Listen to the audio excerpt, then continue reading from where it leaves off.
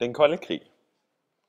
Og vi har som sagt om den kolde krig, og vi har arbejdet ud fra følgende problemformulering. Hvordan udvikler forholdet sig mellem USSR og Vesten i perioden 1945 til 70'erne? Og ud fra problemformuleringen har vi lavet en række underspørgsmål, og det første lyder således: hvordan delte man Tyskland mellem parterne? Hvordan var USSR og Vesten ideologisk forskellige? Og sidst men ikke mindst, hvilke konsekvenser opførelsen af muren får for forholdet mellem USSR og Vesten? Og efter Tysklands nederlag i 2. verdenskrig, så var det en nødvendighed, at man ligesom fik genopbygget landet igen. Og spørgsmålet om, hvad der skulle ske med Tyskland, det var i høj grad centralt, og det var op til Rusland, England og Frankrig og USA at bestemme, hvordan fremtiden ligesom skulle se ud. Og Tysklands fremtid blev fastlagt på Potsdam-konferencen i august 1945, hvor man afgjorde, at landet skulle inddeles i 4, hvor landene USSR, England, Frankrig og USA skulle reagere i hver sin okkupationszone. Man stræbte dog efter, at befolkningen landet over skulle behandles ens, så vidt det var muligt. Og derudover så blev det også afgjort på konferencen, at selvstyret i Tyskland skulle genoprettes efter demokratiske principper. Og derved ønskede man ligeledes en decentralisering af landet, hvorved man søgte at undgå opbyggelse af militær.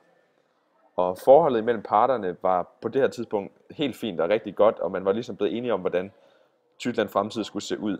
Og det her kan man jo blandt andet se igennem Potsdam-aftalen, hvor der ligesom blev det her symbol på genforening og ensartethed. Kilden, vi benytter til at se på det her spørgsmål, eller undersøge spørgsmålet med, det er et uddrag fra Potsdam-aftalen, der blev nedskrevet, som tidligere nævnt, i 1945. Og man kan derved sige, at det er et officielt dokument, der ligesom vidner om, hvordan reglerne for Tysklands genoprettelse de ligesom blev fastlagt. Og aftalen den blev udformet i Potsdam, som er en by, der ligger lidt uden for Berlin. Og som jeg nævnte lige før, så er kilden fra august 1945, hvilket blot er 3 måneder efter 2. verdenskrig havde sin afslutning, og den forekommer derfor helt vildt central i forhold til vores spørgsmål.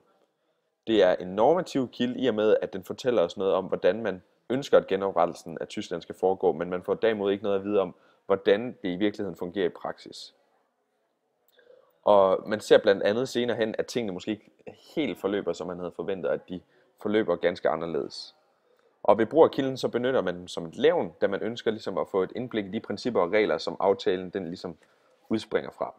Og kilden det giver et fornuftigt billede af magtfordelingen efter Tysklands nederlag, og så giver den også i høj grad en fin forståelse af den aftale, som landene er nået frem til. Og derudover så kan man også påpege, at kilden fremstår objektivt, så den tager hensyn til de forskellige ideologier, i og med at det er en aftale, der er udarbejdet i fællesskab af ikke i forvejen allierede lande, der på daværende tidspunkt ligesom er nået til enighed om Tysklands fremtid. Og den udlægger altså i høj grad det udgangspunkt, som Tysklands genoprettelse skal udspringe fra. Yes. En af grundene til, at USA det blev delt op i Vest- og Østtyskland, det var, at landene i Vesten, som var England, Frankrig og USA, og så USSR, de ikke var ideologisk på samme niveau. I forhold til, hvordan ideologien der var i USSR, så var der ikke helt enighed blandt verdens lande om, hvordan det var. USSR de så sig selv som socialister, mens vestens lande de så USSR som kommunister.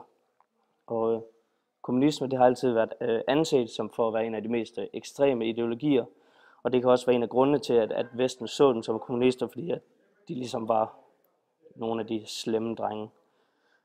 Omvendt så kunne det også være, at USSR de så sig selv som socialister for ikke at få sig selv til at fremstå ekstreme.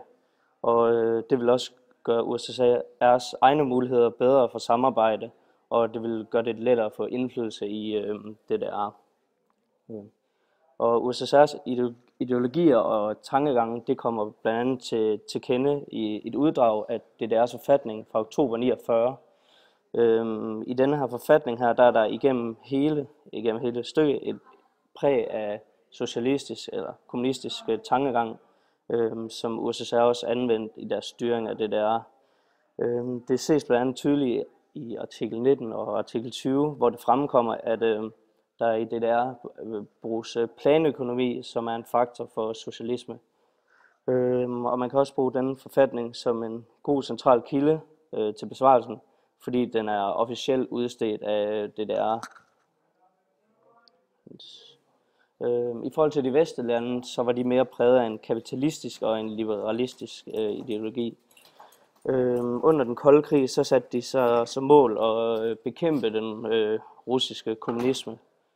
Og liberalismen fra Vesten, den ses blandt andet i dokumentet NRC 158, som kommer fra USA's Nationale Sikkerhedsråd fra juni 1953.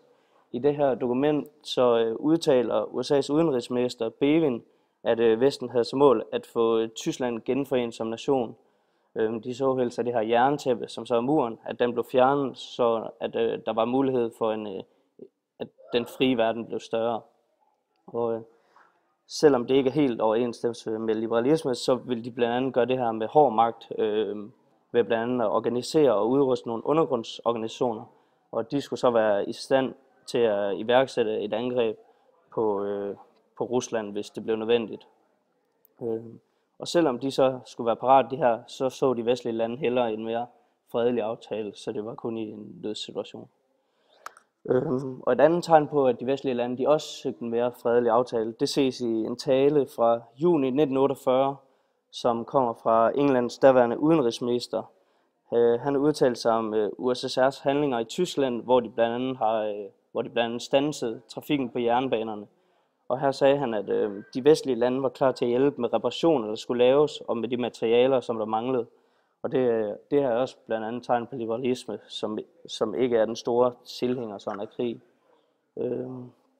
Og de her kilder er ligesom forfatningen fra DDR også gode centrale kilder, fordi de er officielle kilder, der kommer fra lande, som har været indblandet i det her, nemlig USA og England. Men man kan så også spørge sig selv, om de er fordrejet, fordi at når de netop er skrevet fra de her vestlige lande, så kan man så spørge, om de er blevet lidt fordrejet i forhold til, hvordan de virkelig vil agere, sådan at de får sig selv til at fremstå bedre end USSR. Den kolde krig, den har nogle forskellige perioder, hvor den sådan ligesom topper. Og først så er det grundet Berlinblokaden fra 1948 til 49, hvor Vesten har den udlægning, at de gerne vil hjælpe, men at Sovjet står i vejen for den her hjælp. Så de mener altså, at Sovjet de skaber kaos. Og modsat så mener Sovjet, at de tre vestlige lande har til hensigt at dele og sønderlemme Tyskland. De føler sig truet og føler sig udenfor på grund af den her D-mark, og at de mener, at landene går imod Potsdam-aftalen.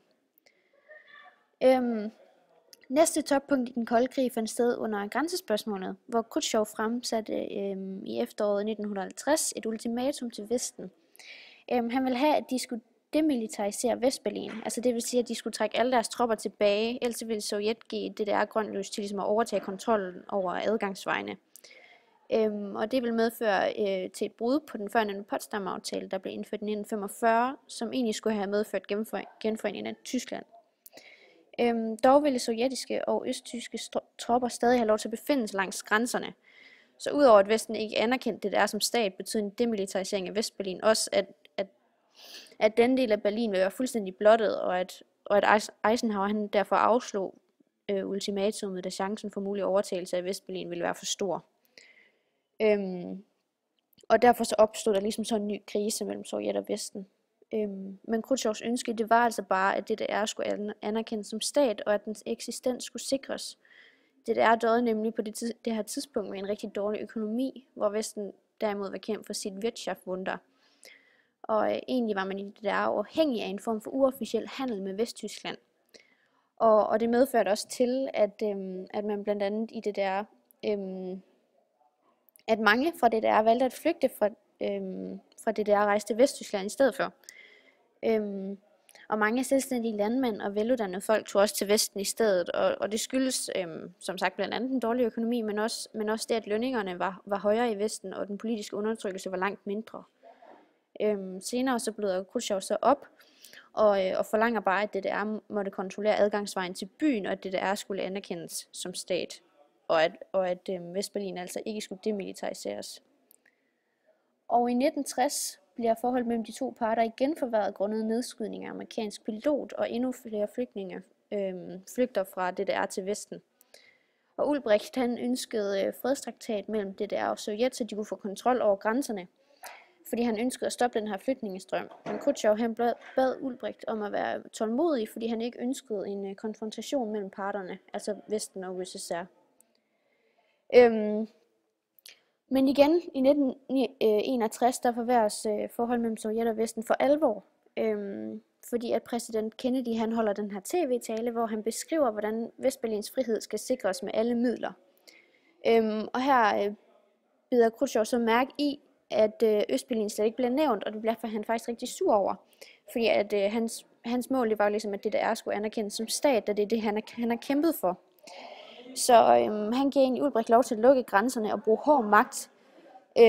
Så få dage senere besluttede man sig også for egentlig at bygge muren, og alle dem, som måske egentlig bare havde været på besøg hos nogle venner eller et eller andet i Østberlin, kunne altså ikke komme tilbage. Der stod bare en masse vagter og spærrede vejen, fordi at nu havde de lukket grænserne. De næste 10 år frem var Østberlin afskåret fra resten af deres omverden og kunne altså ikke have kontakt med hverken familie eller venner på den anden side. De følgende uger efter så vokser spændingerne altså fortsat mellem USA og Sovjet. Så konsekvenserne af opførelsen af muren på forhold mellem USSR og Vesten bliver altså, at spændingerne for alvor bliver blusset op. Og spørgsmålet her er besvaret ved hjælp af et uddrag fra en historiebog, og kilden den er meget central i det, den omhandler tiden lige omkring opførelsen af muren. Det er jo selvfølgelig en historiebog, der er skrevet i Vesten, og man ved også, at vestlige historiebøger de har haft en tendens til at få USSR eller Sovjet til at fremstå som nogle skurke, og Vesten som den gode i den her konflikt. Og det har den her historiebog, eller uddraget fra historiebogen, også lidt en tendens til. Men kilden er deskriptiv, det vil sige, at den fortæller noget om, hvordan det rent faktisk var i praksis, og den skriver ligesom konfliktens forløb, som det foregik dengang. Vores overordnede spørgsmål lød jo så på, hvordan forholdet det så ligesom udvikler sig mellem USSR og Vesten i den her periode. Og vi kan jo så konkludere, at det starter jo egentlig godt ud med den her Potsdam-aftale, hvor landene kommer til enighed om, at de ligesom skal have genforenet det her Tyskland og have skabt en eller anden ensartethed. Det ender jo så egentlig med, at grundet ideologiske forskelle, så kommer der nogle uenigheder om, hvordan man skal regere det her Tyskland, og hvordan et fremtidigt Tyskland skal se ud.